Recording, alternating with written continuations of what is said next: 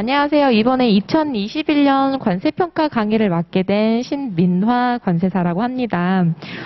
일단 저는 33기 관세사고요. 이제 관세법인 A1에서 컨설팅 본부에서 지속적으로 근무를 하고 있고, 올해 전체적으로 고객 CS 관리를 하는 팀의 팀장으로 지금 역임을 하고 있습니다. 제가 기업 심사를 조금 많이 다녀보니까 이제 관세평가 관련해가지고 좀 재밌는 사례들도 많이 얘기해 줄 수 있을 것 같고, 그래서 여러분한테 조금 더 쉽게 다가설 수 있기를 바랍니다.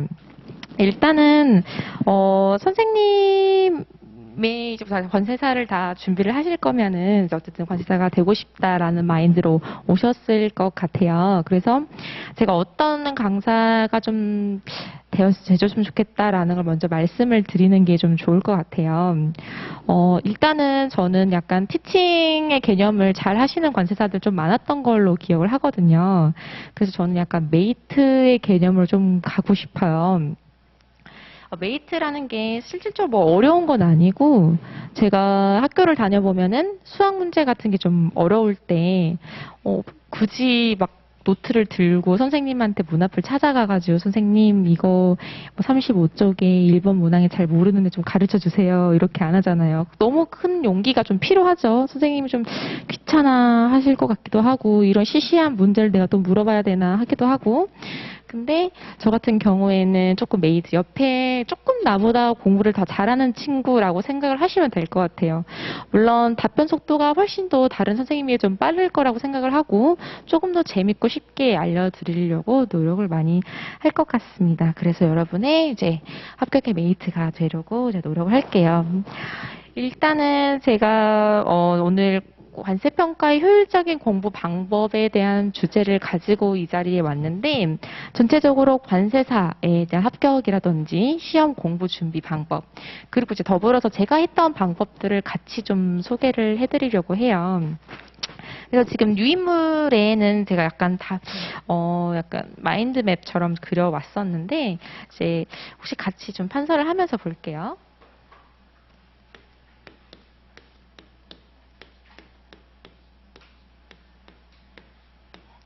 관세사를 제가 이제 뭐 여러 명의 후배를 받아봤지만 왜 되려고 했어요? 라고 했을 때 굉장히 좀 다양하더라고요. 일단은 뭐 무역학과 출신이라서요. 뭐 아니면 어렸을 때부터 관세사가 꿈이었다라는 친구도 면접 때 몇 번 말씀을 뭐 들었던 것 같고, 저 같은 경우에는 광주에서 살았어요. 그래서 관세사라는 그 직업이 굉장히 좀 낯설었고, 그리고 심지어 저희 학교에는 무역학과가 없었어요. 그러다가 그 한국 무역협회 관련해서 약간 강의를 왔었는데 관세사가 또 강의를 하더라고요. 그때 약간 뭐 쉽게 말하면 좀 뿅 갔죠. 뿅 가서 아, 난 이거다. 그리고 여자라면은 전문직이어야 된다. 근데 나는 좀 회계사는 재미없을 것 같고, 세무사도 좀 아닌 것 같고, 이렇게 하다 보니 그냥 관세사를 좀 했던 것 같아요. 그래서 정말 아무것도 모르고, 주변에 친구도 모르고, 없고, 뭐 선생님도 없고, 심지어 학교 내부에서 뭔가 지원해주는 프로그램조차 없었어요. 그래서 진짜 정말 뭐 여러분한테 좀 말씀을 드릴 수 있는 게 맨땅에 헤딩했다라고 보시면 될 것 같아요. 주변에 지금도 제 학교에서는 그렇게 많은 분이 관세사를 준비를 하진 않아요. 지금 제가 준비했던 시절보다는 많이 준비를 하고 있는 것 같습니다.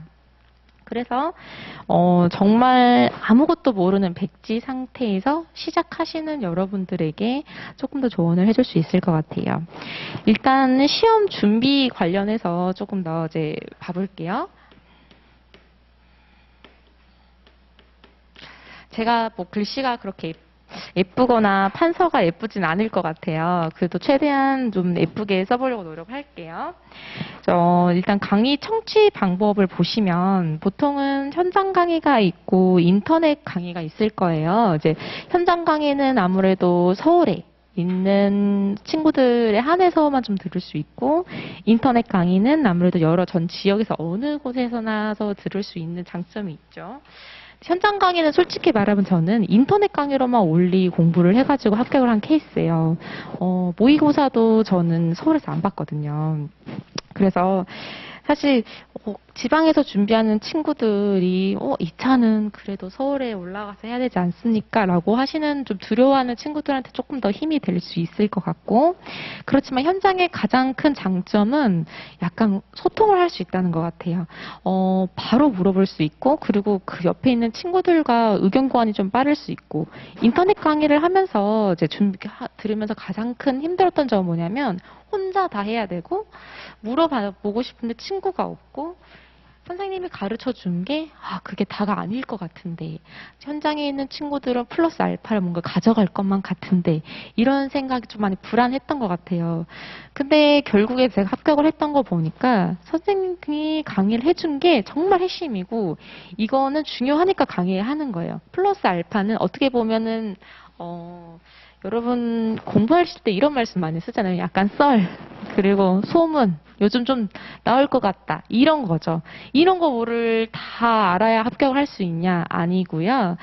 시험이 요즘에 뭐 공정성이 좀 떨어졌다 이런 말도 있지만 어쨌든 교수든 아니면 출제자든 채점자든 논란이 없는 부분은 냅니다.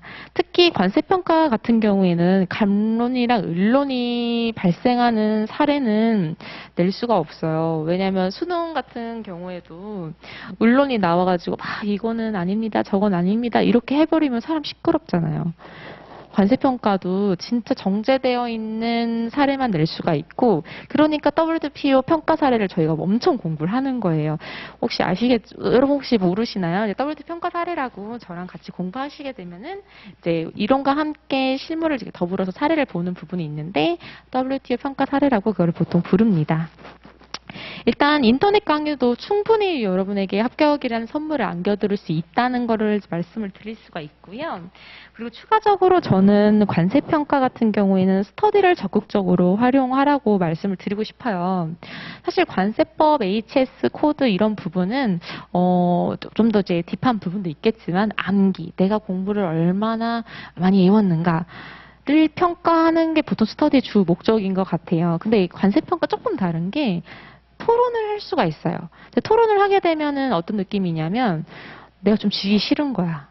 그러면 이제 자기 사례도 좀 찾아보고 제가 보기엔 이 사례는 이렇게 해석될 것 같습니다. 이렇게 하면서 공부가 되는 부분도 있더라고요. 그리고 조금 또 액티브하기 때문에 좀 재밌는 부분도 있어요. 그래서 저는 관세평가 같은 경우에는 스터디를 조금 적극적으로 활용을 했으면 좋겠다. 근데 많이는 아니에요. 예를 들어서 스터디가 약간 노름이 될 수가 있잖아요. 암기를 테스트한다. 전혀 관세평가는 그런 암기 테스트 과목이 아니기 때문에 그런 류의 스터디는 듣지 마시고, 뭔가 특정 사례라든지 연구개발 비용이라든지 로열티라든지 요즘 또 핫한 부분에 대해서 이제 논의를 할 수 있는 스터디를 인터넷이든 요즘은 카페도 많잖아요. 이런 부분을 적극적으로 활용해 주셨으면 좋겠습니다.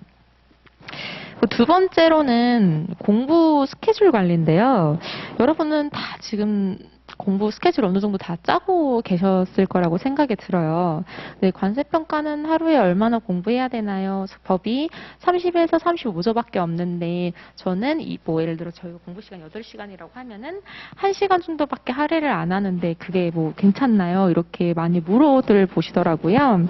근데 저는 제 생각이지만 관세평가는 약간 수학 같아요. 여러분 수학을 할 때 선생님 수학 잘하는 친구들을 보면 언제 수학 문제 풀고 있냐면 쉬는 시간에, 그리고 아침에 좀 졸릴 때, 그리고 집중이 좀 안 될 때 이렇게 하더라고요. 왜냐하면 좀 수학이 응용을 하는 거니까 좀 생각을 좀 많이 하게 되니까 약간 지루한 암기랑은 조금 벗어나 있거든요. 그래서 저는 데일리 스케줄을 짤 때 아침 일찍 그냥 좀 정신을 깨우는 듯이 사례를 쫙 한번 보거나 아니면 저녁 먹고 졸릴 때 한번 보거나 이렇게 하고 최소 1시간에서 2시간은 관세평가에 꼭 할애를 해라고 말씀을 드리고 싶어요.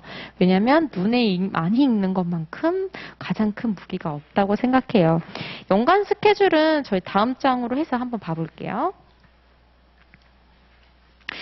여러분이 회독이 중요하다고 해서 제가 일부러 연간 스케줄을 쫙 그쪽에 나열을 하면서 옆에다가 이런 기본 이론을 하면 이래독을 할 수 있습니다. 이렇게 적어 놓기는 했어요. 근데 이제 회독이 얼마나 중요하냐라고 했을 때에는 사실 저는 잘 모르겠어요. 뭐 전날 밤에 모든 네 과목을 다 회독하지 않으면 공부를 하지 않은 겁니다.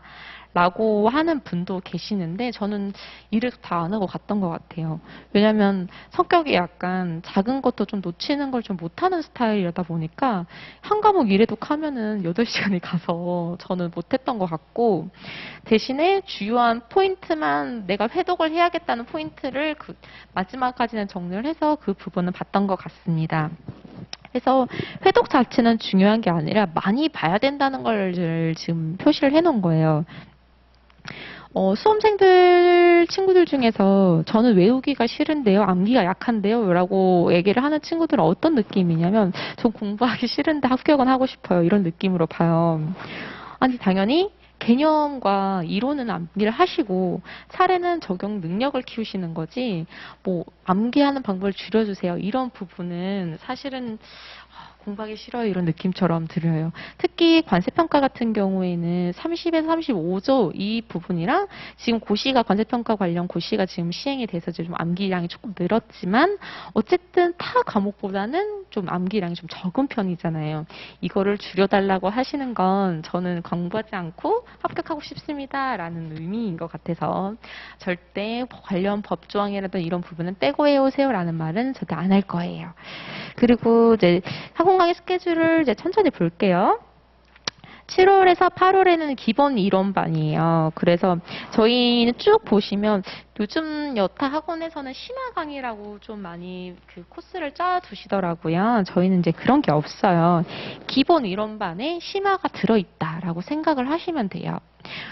기본을 하면서 이론만 쭉 훑고 가는 게 아니라 거기 안에서 관련된 연관된 WTO 평가 사례라든지 뭐 아니면 실제 기업에서 이렇게 발생하는 뭐 로열티 사례라든지 추징 사례라든지 아니면 뭐 여담으로 어떻게 제가 추징 방어를 했던 것들을 뭐 너무 디테일하지 않는 범위에서 좀 소개를 드릴 거고 그래서 7월, 8월에서는 기본 이론반으로 1회독을 마칠 예정입니다. 이제 1회독 마치게 되면은 어느 정도 감은 좀 오실 거예요. 뭐 예를 들어서 들었는데 너무 모르겠다 이런 부분은 없으실 것 같고 이번 같은 경우에 기출문제 정리반이 있는데요. 9월에 10월 기출문제를 정리를 할 건데 똑같아요. 저희가 일단 최근 5개년부터 진행을 할 거예요. 관세평가가 처음에 도입이 됐을 때에는 굉장히 이론적이었어요. 뭐 법을 서술해라, 시행령을 서술해라 이 정도의 수준밖에 안 나왔었는데 이제 뭐 어떤 기점으로 해서 이제 계속 사례가 나오고 50점짜리가 다 사례고 이런 분석이 나와 이런 부분을 하나하나 쪼개가지고 어떤 이론을 써야 되는지 그리고 어떻게 접목을 해서 목차를 구성해야 되는지까지 좀 상세하게 기출문제 정리반에서 이제 문풀 느낌으로 갈 거고요. 세 번째 11월에서 12월 같은 게 압축 정리반인데요. 이제 문풀 하다 보면은 이제 조금 아쉬워지는 게 이제 다시 기본 이론이 좀 아쉬워져요. 그래서 저희가 기본 이론 다시는 볼 수 없고 조금 아주 압축돼 컴팩트하고 이거만큼은 여러분이 가지고 가셨으면 좋겠다. 그리고 이걸 알아야 시험에서 당황하지 않는다. 라는 부분을 지금 11월에서 12월 정도에 정리를 해드릴 거예요. 이제 1월부터 저희가 이제 6월까지는 이제 모의고사 시간인데 1월에서 2월은 8분의 1 범위, 3월, 4월은 뭐 4분의 1 범위, 2분의 1 범위, 그리고 5, 6월은 전범위예요. 근데 모의고사를 되게 많이 걱정을 하세요. 사실 여러분과 저랑 공부를 하는 게 7월에서 12월밖에 딱 6개월밖에 없는데 모의고사에서 어떻게 쓸 수 있냐. 물론 저도 못 썼던 것 같습니다. 근데 중요한 건 책을 덮고 생각을 해본다는 거예요. 그리고 책을 덮고 생각을 해봤을 때 내가 못 쓴다는 걸 아셔야 돼요. 또 사례만 이렇게 얘기하다 보면 쉽게 느껴지거든요. 안 써져요, 생각보다. 얼만큼 공부를 하셔야 되냐면, 내가 실제 지급 가격 관련해서 써야겠다라는 걸 보면 딱 알 거예요. 하도 이제 문풀을 같이 했으니까, 이거는 PPP에 대해서 써야겠다라고 했는데, 딱 펜을 드는 순간, 머뭇거린다. 라고 하면은, 안 되죠. 바로 내가 실제 지급 가격을 판단했던 무슨 금액이 나왔을 때는 내가 써야 했던 그 문제 꾸러미들이 바로 내 머릿속에 있어야 돼요. 그 정도로 연습을 해야 되기 때문에 연습 기간이 지금 6개월이나 되는 거예요. 연습을 하지 않으면 실제 시험에서 절대 승리를 할 수가 없어요. 다 안다고 해서 못 쓰면 말짱꽝이잖아요. 쓰는 연습을 하는 거예요. 일단 뭐라도 쓰고 나와야 된다라는 게 제 신조거든요. 모르는 문제가 나왔으면 몰랐네 좌절하고 안 쓴다. 이게 아니라 마지막 그 선생님의 그 발 뒤꿈치라도 잡고 가야 되는 게 제 신조입니다. 열정을 보이는 거죠. 어떻게 보면. 그래서 어쨌든 저랑 7월부터 다음날 6월까지 진행을 하시게 되면은 일단 10일에서 총 15회 회독이 제가 가능할 거라고 제가 보고 있고요. 그 외에는 수험생들의 노력에 의해서 20회독까지 진행을 할 수 있다고 저는 생각을 하고 있습니다. 다시 앞쪽으로 돌아와서 제가 말이 혹시 좀 빠르면은 좀 천천히 할까요? 그렇진 않으시죠? 네, 이제 공부 장소 관련해서인데요. 집이랑 독서실이랑 도서관 이 세 개가 좀 제일 많더라고요. 일단 저 같은 경우에는 집은 좀 잘 안 됐던 것 같아요. 우리 엄마도 저한테 막 공부하시는 게 너무 관심이 많고 이제 부모님 왔다 갔다 하시고 그래서 저는 무조건 나왔습니다. 독서실은 처음에 많이 이용을 했어요. 왜냐하면 좀 개인 공간이 있기 때문에 인강 듣기가 되게 편해요. 그래서 하루 기본 이론 같은 경우에 4과목을 다 인강을 들어야 됐기 때문에 그냥 8시간에서 12시간 앉아서 계속 이어폰 꽂고 인강 들어야 되기 때문에 약간 그 전기라든지 와이파이가 좀 제일 잘 되는 곳에 있었어야 됐거든요. 그래서 무조건 기본 이론인가 문풀까지는 저는 이제 독서실을 이용을 했던 것 같고요. 그리고 도서관은 이제 본격적으로 뭔가 스터디가 필요한 순간이 와요. 좀 이제 내가 좀 알 것 같은데 남들은 얼마나 알아야 되나? 그래, 얼마나 알아야 내가 합격을 할 수 있는 건가? 내가 남들보다 어쨌든 더 많이 알아야 되거든요. 평균 60점 이상이 아니시면은 어쨌든 줄 서서 합격하시는 거기 때문에 남들보다 더 한 점이나 더 받아야 돼요. 그렇기 때문에 도서관을 이용을 했고 그 와중에 이제 스터디 그룹을 이용을 해가지고 이제 공부를 준비를 했던 것 같습니다.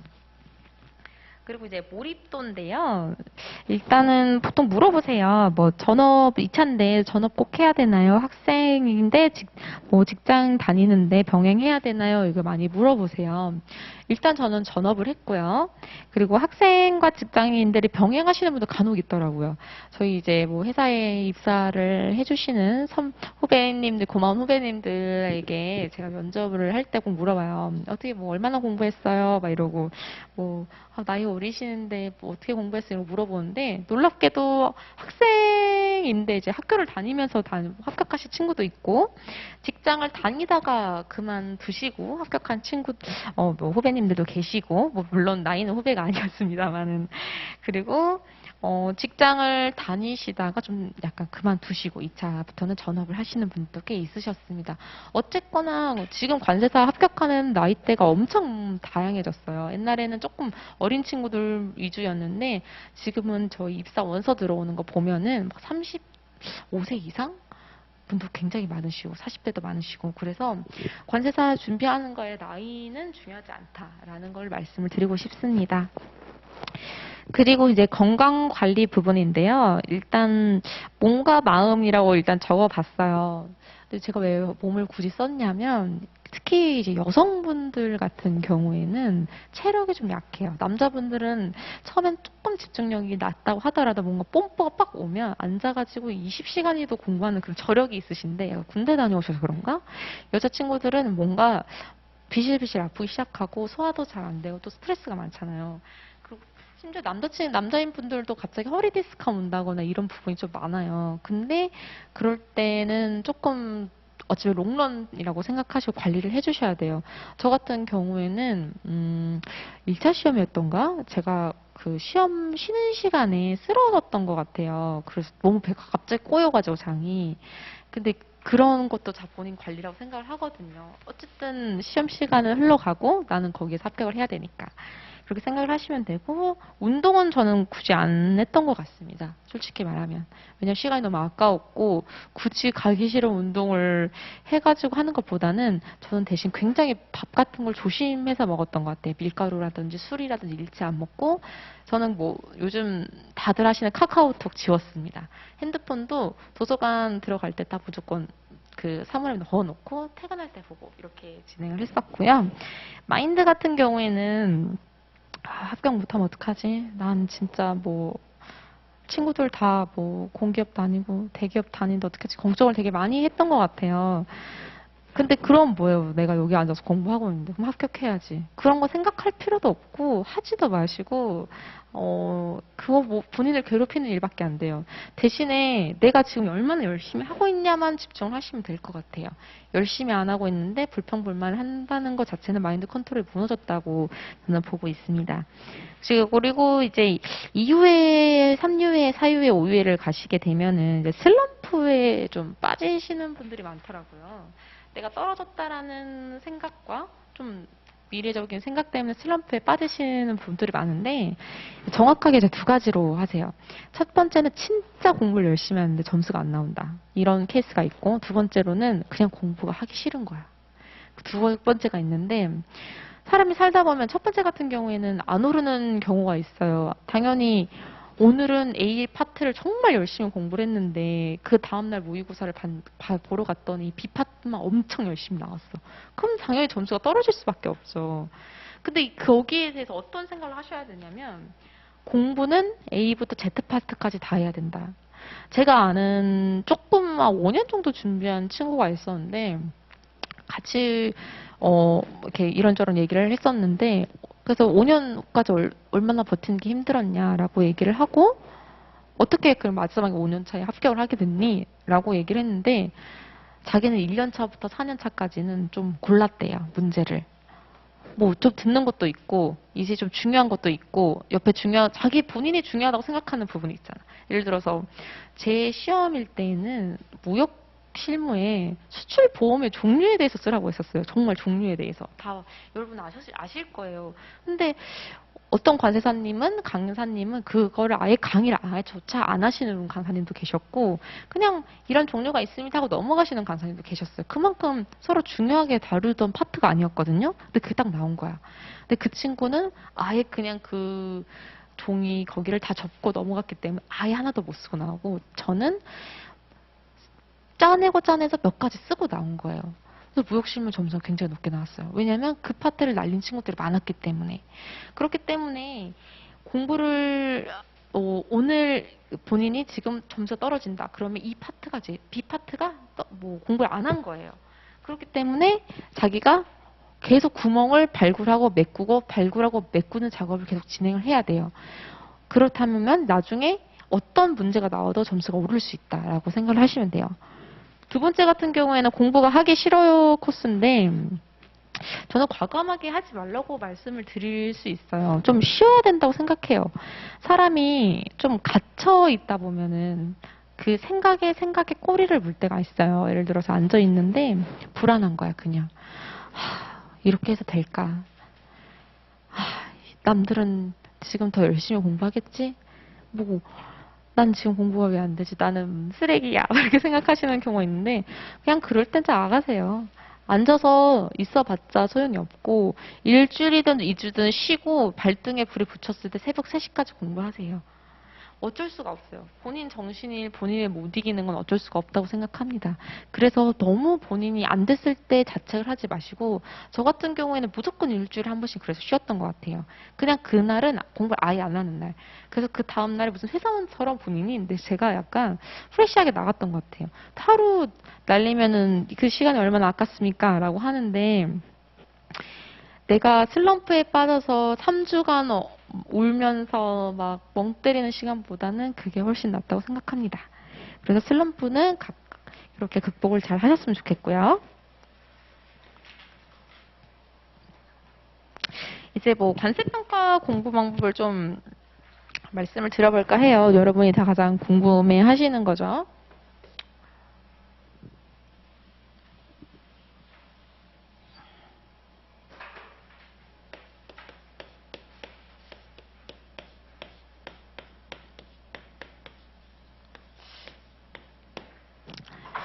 이제 관세평가 같은 경우에는 좀 다른 과목이랑 조금 스타일이 좀 다르죠. 이과생 수험생들은 혹시 수능을 볼 때 논술을 좀 보셨을 것 같아요. 뭐 수리 논술이다 보면은 막 여러 가지 막 철수와 영희가 나오고 물을 푼 다음에 물을 빼고 이런데 철수와 영희가 먹은 물의 양을 구하라 뭐 이런 식으로 수리 논술이 나오잖아요.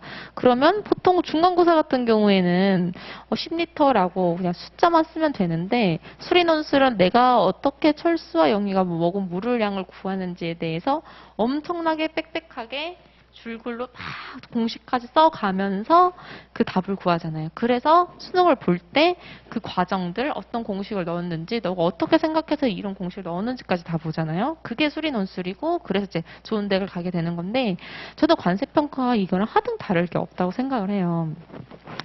우리가 제일 공략을 해야 되는 부분이 사실 50점짜리 문제잖아요. 50점짜리 문제는 이제는 더 이상 뭐 법령을 써봐라라는 거는 안 나올 거예요. 다 이제 사례로 나오고 그 플러스 알파로 작은 번호 50점짜리 1번에 1-1, 1-2 정도의 그거에 대한 요건을 써라라고 나오지 사례가 안 나올 수는 없는 구조가 됐어요. 2번 뭐 50점, 10점짜리 밑에 5문제 같은 경우에는 이제 뭐 절차법에 관련돼서 한번 서술을 해봐라라서 어떻게 보면 암기를 테스트할 수 있지만 관세평가의 특성상 사례를 안 낼 수가 없는 구조가 됐어요. 그래서 WTO 사례 좀 갖다 쓰고 저희가 요즘 이슈가 됐던 뭐 조심 판례라든지 이런 부분 좀 갖다 쓰고 이렇게 해서 50점짜리를 구성하게 됩니다. 그래서 답안을 구성하는 방법과 답이 다 맞아야 고득점이 가능해요.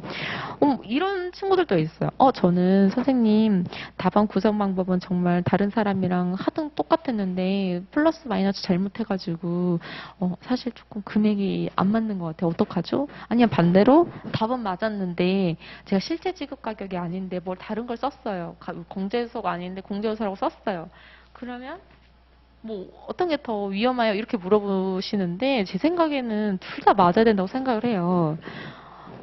공식이 틀렸는데 답이 나왔다? 공식이 맞았는데 답이 틀렸다? 어떤 거에 점수를 더 많이 주는 게 문제가 아니라 저희는 고득점을 맞아야 되거든요. 불안할 수가 없잖아요. 본인이 합격을 할 때까지 패스가 뜰 때까지 불안할 수 없기 때문에 이건 괜찮겠지. 내가 뭐 수학적인 능력이 떨어져도 이론만 잘 맞추면 되겠지. 이렇게 생각하시면 절대 안 돼요. 뭐 하나 빠지면 안 되거든요. 그렇기 때문에 여러분이 저희랑 1년간 공부를 준비를 하는 거고 6개월 동안 그렇게 문제풀이를 연습을 할 거예요. 더하기 빼기 이 부분에 대해서 내가 뭐 약한지 보고 이론이 뭐 약한지 보는 거기 때문에 이 부분을 절대 같이 가셔야 되고 내가 답안을 풀어나가는 부분도 연습을 하셔야 됩니다. 두 번째 같은 경우에는 진짜 특이하게 뭐 이런저런 수험생들을 상담을 하다 보면은 그래 뭐 2차 과목 중에서 뭐 제일 좋아하는 과목이 뭐예요? 라고 물어보면 특이하게도 관세평가가 좀 많이 많더라고요. 특히 남성분들이 좀 많아요. 남성분들이 뭔가 약간 판단하고 얘기를 하고 심지어 암기량이 좀 적다고 생각하시니까 관세평가가 재밌다고 하시는 부분이 많아요. 근데 저는 전혀 그러면 안 된다고 생각을 하거든요. 관세평가를 좋아하시는 분들 중에서 시험을 봤을 때 관세평가가 1등, 고득점으로 자기 뭔가 주력 과목으로 되시는 분을 저는 많이는 못 봤어요. 분명 계실 수 있을진 모르겠지만 점수가 저는 관세평가 좋아해요. 근데 점수 내 과목 중에서 합격하시는 점수 중 뭐가 제일 높아요? 그러면 극적극적 거면서 HS입니다. 이렇게 얘기를 많이 하세요. 그만큼 뭐 본인 스스로 접근은 가능하고 흥미롭게 공부는 할 수 있지만 고득점이 좀 힘든 과목이라고 보시면 될 것 같아요. 고득점이 힘든 과목이라는 특징이 뭐냐면 꽈락만 면해야지 이런 전략은 아예 먹히지도 않고요.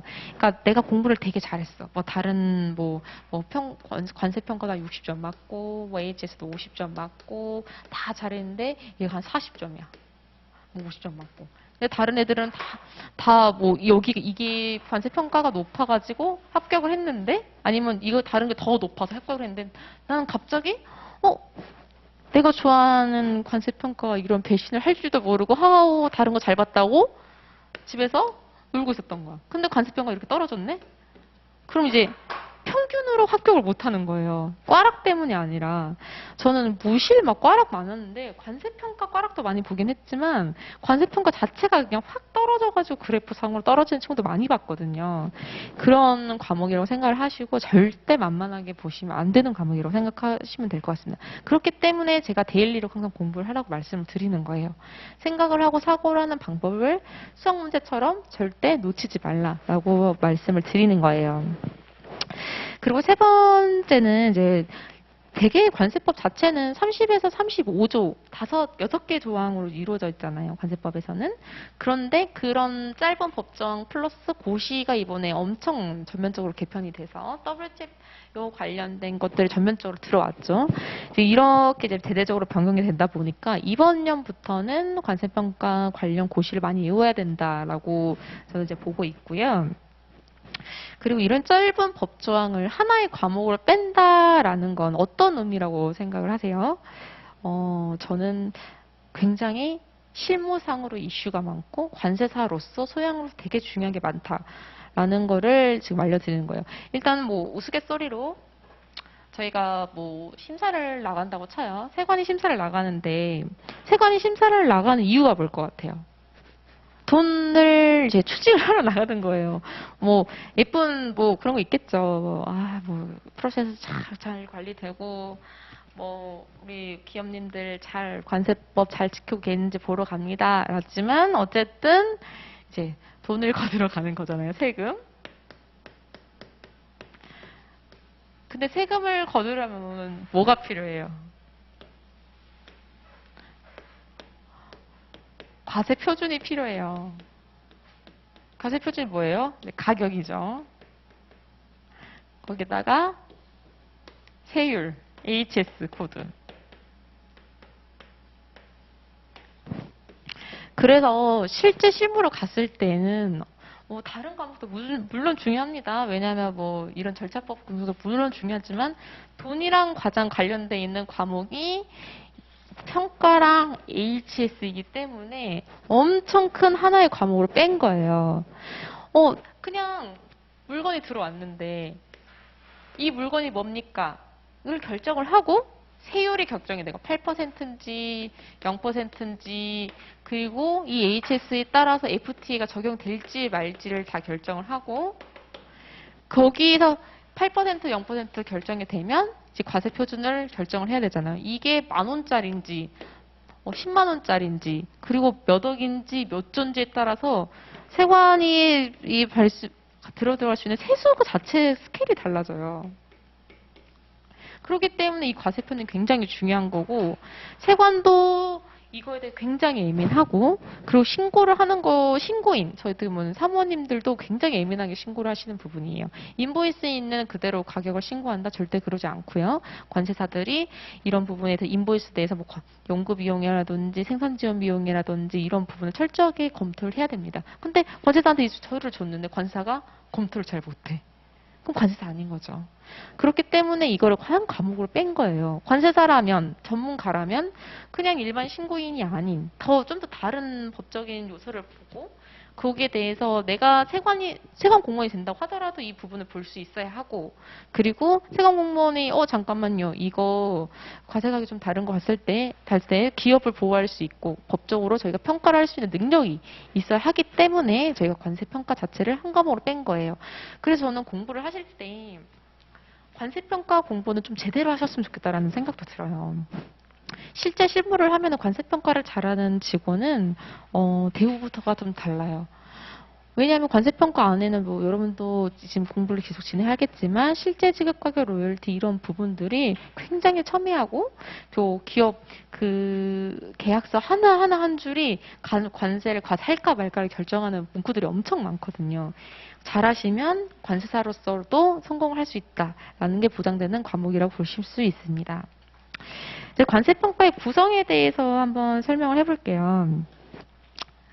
관세평가는 독보적이죠. 어떻게 보면은 일방법. 일방법을 모르는 친구가 관세평가를 시험 잘 보고 관세사 합격했어요는 아무도 없었던 것 같아요. 일방법 너무너무 중요하고요. 그래서 제가 빨간색으로 좀 표시를 했었는데 지금 흑백으로 해서 잘 안 나와 보이는 것 같아요. 일반법 같은 경우에는 크게 한 4가지로 구분이 되는데 적용 요건, 일반법이 어떻게 적용되는지, 그리고 이렇게 하면 적용이 되는지 안 되는지, 그리고 실제 지급 가격, 그리고 법정 가산 요소, 그리고 공제 요소 4가지로 구성이 되어 있어요. 어떤 거 하나 빠뜨릴 수 없이 다 공부를 진행을 할 거고, 이거 하나 순서대로 여러분들이 이제 논술을 할 때 작성을 하셔야 되는 겁니다. 기본적으로 말씀을 드리면 일단 어떤 물품에 대한 사례가 나왔을 때에는 가장 먼저 들어가는 게 실제 지급 가격에 대한 정의, 일반법에 대한 정의, 그리고 내가 너희들을 이걸 적용을 해보려고 했는데 적용이 충분히 가능한 판단 하에 일반법 들어갈게. 이게 서론이 다 나와 있어야 되고요. 그리고 실제 지급 가격이 없는 일반고 적용권은 없겠죠. 실제 지급 가격 관련해서 이제 지급하셔야 되고, 그 중에서 이제 가장 좀 중요하다고 볼 수 있는 게 간접 지급액과 할인입니다. 이거 간접 지급액으로 볼까 말까가 어렵겠죠. 실제 지급 가격은 어떻게 보면 구매자가 판매자에게 너 돈 가져라고 주는 부분인데, 가져라고 주지도 않았는데 가져간다는 느낌만으로 어떻게 보면 효과만으로도 가져가기에 포함될 수 있다라는 게 간접 지급이기 때문에 이 포인트가 가장 수험생들이 어려워하는 부분. 그리고 이 할인을 적용할 수 있는 할인을 볼 수 있는 건지 아니면 비적용할 수 있는 할인을 볼 수 있는 건지 이런 부분. 그리고 이 공제 요소는 실제 지급 가격에 포함이 되어 있는지 없는지 여부부터 봐야 돼요. 포함이 안 되어 있는데 뺄 필요 없잖아요. 포함이 되어 있어야 뺄 수 있기 때문에 포함되어 있는지, 그리고 객관적으로 수량화 가능할 수 있는지, 이런 부분들. 그리고 법정 가산 요소는 진짜 매력적인 게 너무 착해. 그냥 이렇게 요건에 맞춰두면 무조건 더하기거든요. 그래서 법정 가산 요소는 약간 보시게 되면은 로열티라든지 생산 지급 비용이라든지 이런 부분에 대해서 요건을 다 외워야 돼요. 어떤 한 요건이라도 지금 법정 가산 요소는 정말 약간 철저하게 법으로 정해져 있는 금액을 더하는 거기 때문에 이런 철저하게 요건에 맞춰서 이제 법정 가산 요소 더하고, 그리고 이제 마지막 공제 요소인데 따로 빼기는 했지만 실제 지급 가격 안에 포함이 되어 있는 이제 이론입니다. 이런 이제 평가 방법이 대부분 50점짜리라고 보시면 돼요. 그리고 요즘에는 50점짜리를 낼 때 좀 친절하시더라고요. 채점을 편하게 좀 하려고 만드시는 것 같아요. 예를 들어 작은 소가로에는 사례를 평가하고 그 다음에는 뭔가 법령 관련해 써라라고 하시는데, 여러분이 관세자가 되면은 나중에 코배님들의 답안을 채점을 할 수 있는 기회가 오실 수가 있어요. 그러면 그렇게 하나하나 찝어주면 얼마나 채점을 하기 편하겠어요. 그리고 점수가 편하고 객관화할 수가 있어요. 네, 채점제 객관을 할 수 있기 때문에 요즘 그렇게 다 문제가 출제가 되는 경향이 있습니다. 그리고 이제 2방법에서 6방법인데요. 요즘에는 2방법에서 6방법은 다들 다 공부를 하시죠. 저 때 같은 경우에는 진짜 못했으면 1방법만 해라라는 그런 말이 있었는데 2방법에서 6방법도 요즘에는 많이 사용을 하고 있기 때문에 공부를 하셔야 되고요. 왜 1방법보다 2방법, 6방법을 또 공부를 하셔야 되냐면 50점은 1방법으로 나오지만 2방법에서 6방법 같은 경우에는 세관이 1방법을 부정을 했을 때 적용을 할 수 있는 그 방법을 알아야 되거든요. 왜냐하면 최우선 가격 원칙이 있겠지만 당연히 세관은 그 가격이 마음에 들지 않았기 때문에 추징을 하러 오는 거니까. 아니면 싫다고 하는 가격을 거부하는 거니까. 합리적 의심을 하는 거니까. 그런 부분에 대해서 적용 요건을 다 암기를 하셔야 되고요. 그 다음에 잠정 확정 가격 신고라든지 이런 절차법적인 요소가 있어요. 이런 부분은 간단하게 매일매일 회독만 하셔도 1년간은 충분히 외울 수 있어서 특별하게 제가 말씀 안 드려도 될 것 같습니다. 그리고 이제 플러스 팁으로 제가 이제 몇 가지 적어봤는데 글씨체를 좀 교정을 하셨으면 좋겠어요. 제 글씨체가 조금 보기가 좀 그렇게 이쁘진 않죠? 저도 글씨체 때문에 고생을 좀 많이 했는데 제가 이제 채점을 해보니까 확실하게 글씨체가 이쁜 친구들한테 점수가 가요. 딱 눈을 봤는데 어쨌든 표준 답안지가 있다고 하더라도 그 문구를 써준 친구한테 점수가 나가거든요. 그때 그 문구가 내 눈에 잘 안 보여. 점수가 안 나가요. 이게 어떤 방식으로 채점 위원들을 어떻게 하시는지는 모르겠지만 보통은 저 같은 거는 플러스거든요. 그 어떤 문구에 1을 더하고 1을 더하고 1을 더하고 1을 더하고 1을 더하고 점수를 주는 방식이기 때문에 보여야 돼요. 뭔가 문구가 시각화처럼 보여야 되거든요. 전체적인 그 50, 예를 들어 100점이라는 걸 주고 내가 점수를 빼가는 게 아니라 더하게 가는 거기 때문에 내가 쓰고자 표현하고자 하는 문구를 정확하게 또박또박 써주셔야 됩니다. 그래서 깔끔한 글씨체를 교정하도록 저는 추천드리고요. 만약에 내가 글씨가 너무 악필이다 이러면 글씨를 크게 쓰세요. 그리고 띄어쓰기를 좀 크게 하세요. 그래서 좀 보이게 이렇게 하시면 될 것 같고요. 목차 구성인데요. 저는 시험장에 갔을 때 뭘 쓸까라고 팔짱 끼고 고민하는 친구들은 좀 이해가 잘 안 돼요. 저는 쓰는 시간도 부족하다고 생각합니다. 솔직히 말하면. 그래서 내가 이 문제를 봤을 때 관세평가 같은 경우에는 여러 가지 쭉 사례가 있으면은 실제 지급값을 써야 되고 이런 게 어느 정도 이제 왁구가 나오거든요. 그래서 목차 구성이 한 10분 정도 걸린다면 이제 목차 구성 끝났으면 이제 뭘 써야지는 고민하지 말아야 되는 단계가 와요.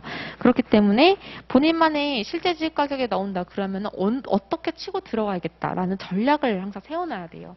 제가 어느 정도는 모평 강의 서적에 이런 식으로 치고 들어가세요라고 좀 써놓긴 하겠지만 제 모든 똑같이 쓰면 안 되잖아요. 본인만의 뭔가 서론이 있어야 되고 본인만의 결론이 있어야 돼요. 그 부분에 대해서 뭔가 봐주세요라고 하면은 어쨌든 봐드릴게요. 근데 어느 실제 지급가격이 나왔다, 대체 방법이 나왔다, 무조건 자기가 치고 들어가는 무기는 하나 있어야 된다고 생각합니다.